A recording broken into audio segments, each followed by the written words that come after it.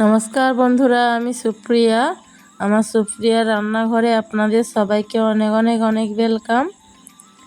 আজকে আমি আপনাদের সঙ্গে শেয়ার করব মোচার ঘন্ট। কোনো রকম পেঁয়াজ রসুন আদা কোনো কিছু না দিয়ে সুস্বাদু একটি মোচার ঘন্টের রেসিপি আপনাদের সঙ্গে শেয়ার করব। পুরো ভিডিওটিতে আমার পাশে থাকার অনুরোধ রইল। আশা করি ভিডিওটি আপনাদের খুবই পছন্দ হবে।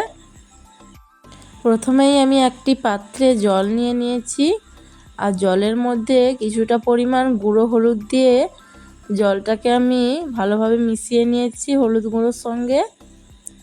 এখন আমি মোচাটা কাটছি। প্রথমেই মোচার মুখের দিকটা ও পেছনের দিকটা অল্প অল্প করে কেটে নেব। নিয়ে এক এক করে মোচার যেই খোসাগুলো থাকে সেই খোসাগুলোকে ছাড়িয়ে নেব। মোচার খোসার সঙ্গে সঙ্গে মোচার যেই ফুলগুলো থাকবে সেগুলোও খুলে আসবে এক এক করে।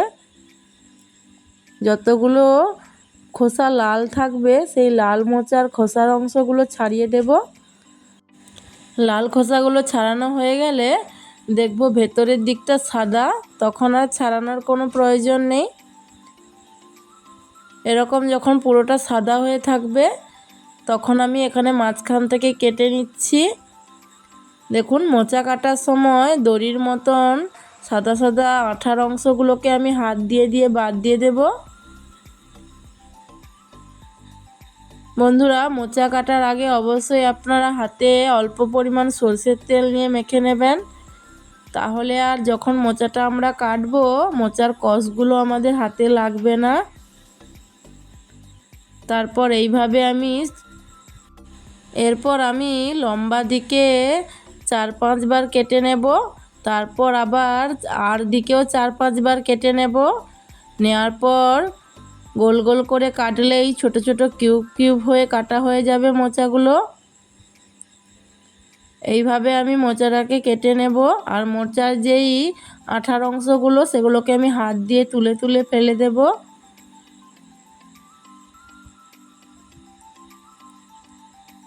মোচা কাটতে একটু কষ্ট হলেও খেতে কিন্তু অসাধারণ লাগে বন্ধুরা। আমাদের বাড়িতে সবাই তো মোচা খেতে খুবই পছন্দ করে। বন্ধুরা, তোমরা তো সবাই আমার আগের ভিডিওগুলিতে দেখেছো আমাদের বাড়িতে কতগুলো কলার গাছ আছে। প্রায় মাসে 1-2 মাসে একবার করে আমাদের বাড়িতে এই কলা গাছে অনেক কয়েকটা করে মোচা হয়। এই কলার মোচার অনেক ধরনেরই রেসিপি হয় বন্ধুরা, আর খেতে অসাধারণ হয়। সবথেকে যেই রেসিপিটি আমাদের বাড়িতে সবারই খুব পছন্দের সেটা হলো কলার মোচার চপ। তবে কালকে যেহেতু জন্মাষ্টমী ছিল, আজকে আর কলা মোচার চপ বানালাম না। আজকে খুব সামান্য মশলা দিয়ে মোচার এই ঘন্টের রেসিপিটি আপনাদের সঙ্গে শেয়ার করব। আর একদিন আপনাদের সঙ্গে মোচার চপের রেসিপিও শেয়ার করব বন্ধুরা।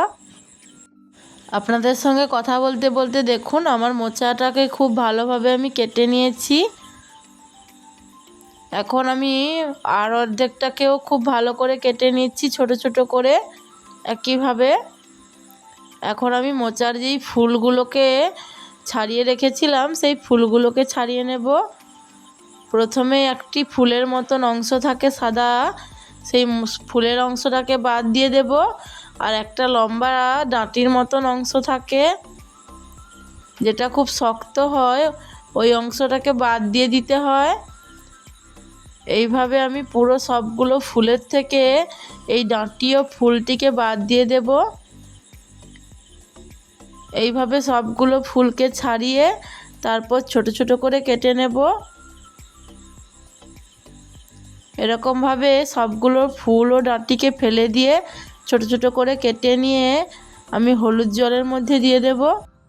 বন্ধুরা, মোচাটাকে কেটে নেওয়ার পর পরিষ্কার জল দিয়ে 3 থেকে 4 বার চটকে চটকে ভালোভাবে ধুয়ে নিয়েছি। এরপর কড়াইতে জল দিয়ে সামান্য হলুদের গুঁড়ো দিয়ে মোচাটাকে খুব ভালোভাবে সেদ্ধ করে নেব। প্রায় 70% মতন আমি মোচাটাকে সেদ্ধ করে এখন মোচার থেকে জলটিকে ঝরিয়ে নিচ্ছি। দেখুন, মোচার থেকে জলটাকে খুব ভালোভাবে ঝরিয়ে নিতে হবে একটি ঝুড়ির মধ্যে আমি ঢেলে ভালোভাবে জলটাকে ঝরিয়ে নিয়েছি।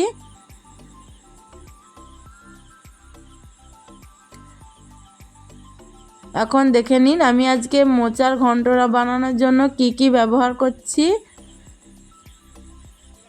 এখানে আমি নিয়েছি একটি শুকনো লঙ্কা, দুটো তেজপাতা, নিয়েছি মৌরি, সাদা জিরে, কালো জিরে, নিয়েছি হলুদের গুঁড়ো, লবণ, শুকনো লঙ্কার গুঁড়ো, সামান্য গরম মশলার গুঁড়ো ও চিনি। এখন গ্যাসের মধ্যে কড়াই বসিয়ে দিয়েছি, কড়াইটাকে ভালোভাবে গরম করে নিচ্ছি। এখন দিয়ে দিলাম সরষের তেল। তেলটা হালকা গরম হয়ে যাওয়ার পর দিয়ে দেব একটি শুকনো লঙ্কা, দিয়ে দেব দুটো তেজপাতা,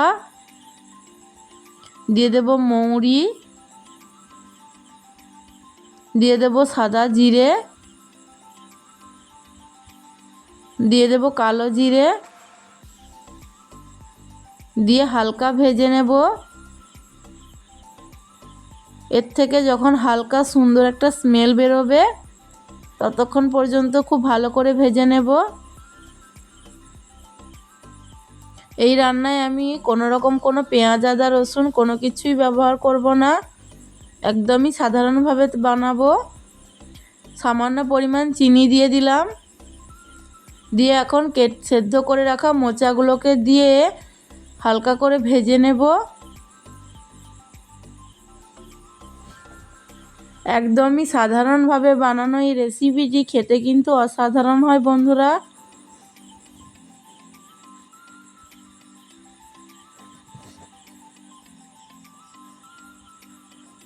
মোচার এই ঘন্টটা নিরামিষ না হলেও এতে কোনো রকম পেঁয়াজ আদা রসুন ব্যবহার হবে না। এখন আমি এখানে 1 বাটি মুসুরির ডাল নিয়েছি, ডালটাকে ভালোভাবে ধুয়ে নেব। নিয়ে আমি মুসুর ডালটাকেও দিয়ে দেব, দিয়ে আবারও বেশ কিছুক্ষণ ভেজে নেব।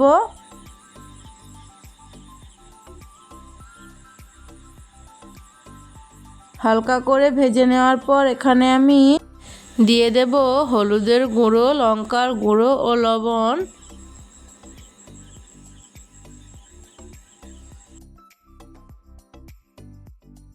এখন খুব ভালোভাবে মিশিয়ে দেব, দিয়ে এখানে পরিমাণ মতন জল দিয়ে দেব। এখানে জলের পরিমাণটা একটু বেশি লাগবে, কেননা ডালটা সেদ্ধ হবে। এর জন্য আমি একটি কাঁচের বাটির মোট 3 বাটি জল দিয়েছি।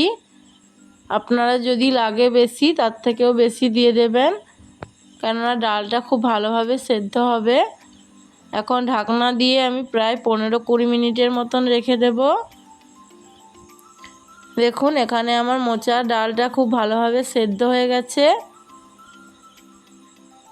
খুব বেশি শুকনো শুকনো করব না, যেহেতু এটা ঘন্ট, সেই জন্য হালকা একটু গ্রেভি গ্রেভি রেখে দেব।